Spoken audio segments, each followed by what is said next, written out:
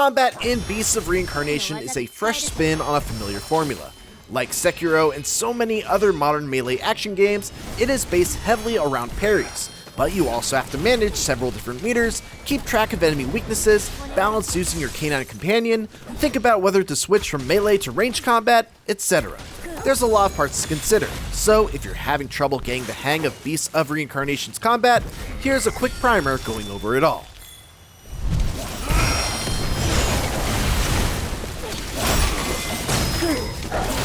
First, let's cover the basics. You've only got one main attack button in the right bumper, and up to a 4-hit combo by mashing it out 4 times.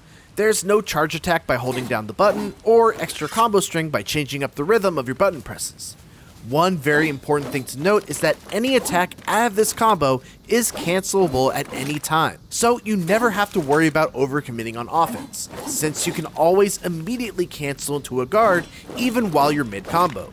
This means it's important to be aggressive and active on offense, but always be looking to parry an enemy's attack.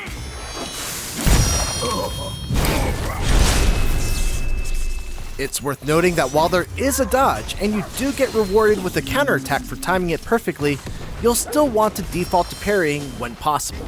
It's simply the more rewarding and safer option. The one exception is when an enemy telegraphs one of their attacks with a red flash. These attacks have to be dodged, as they will break through your attempt to guard or parry. As you progress through the game, you'll eventually start to unlock new blade arts and Nushi arts that will expand your combat options dramatically. To start, you have Shakuyaku and climbing Higanbana. Shakuyaku is an excellent early skill that's performed by simply pressing square on PlayStation 5 or X on Xbox to execute a quick 2-hit combo that deals extra damage and stagger for just 1 bar of your entanglement gauge.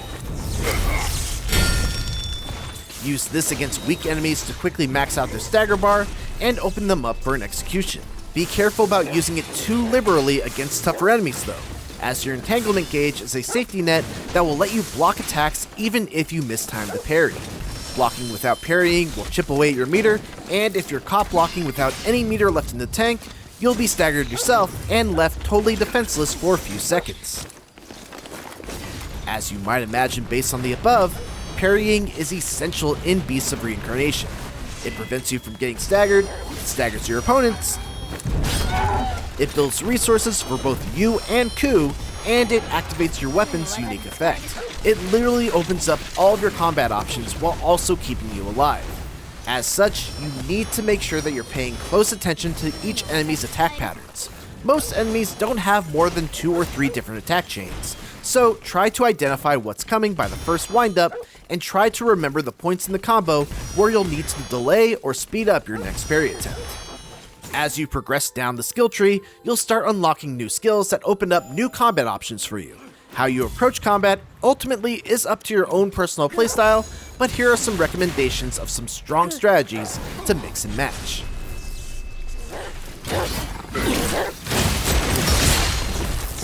One way to approach combat is to invest in the middle skill tree for Emma, which is largely devoted to powers that involve using her hair in combat.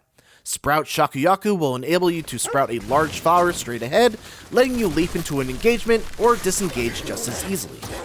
The next skill just underneath it, Helm Splitter, is the perfect follow-up, as it allows you to come crashing down from the air with a powerful AoE attack. Pump a bunch of points into Helm Splitter, and you'll be able to do heavy damage to both groups of enemies and bosses. Combining it with climbing Higanbana, which is done by pressing the attack button once and then pressing square on the PlayStation or X on the Xbox, is another great way to deal a bunch of damage, while also putting down a plant that you can grapple to, which will enable even more damage. Eventually, you'll get new Nushi skills that allow you to follow up Helm Splitter with more attacks, and even another aerial skill that will let you crash down in a specific area and sprout damaging plants all around. If you like this style of using flowers as sproutable grapple points and starting off engagements by dealing a lot of AoE damage, this is a great combat style to employ.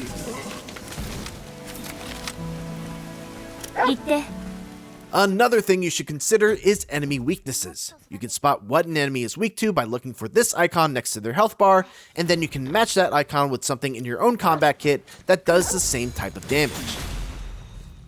You could look to your ranged weapons, Koo's bloom arts, or your melee weapon, all of which have their own specific damage types. Later on in the game, you can further enhance damage to enemy weaknesses by equipping mods to Koo's blue marks. Status Effect Amp, for example, will double the status effect buildup on an enemy, which will always temporarily stun them the moment the ailment is inflicted. You can unlock this mod on the left branch of Koo's skill tree.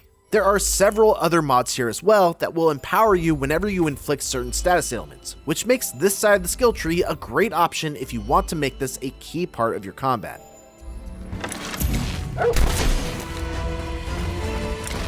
Ranged combat in Beast of Reincarnation can be extremely powerful, partially because your crossbow and bow and arrow are some of the best ways to inflict the aforementioned status ailments, but also because there are several other tricks you can utilize to maximize your range damage.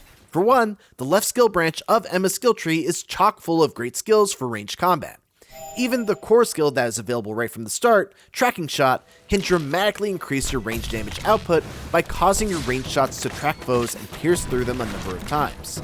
A little further down the tree is Lucky Shot, which gives your ranged attacks a chance to not consume any ammo and is especially great for the rapid firing crossbow. And if you invest a little more heavily into this branch of the tree, you'll also just get straight up damage multipliers for both the crossbow and bow and arrow.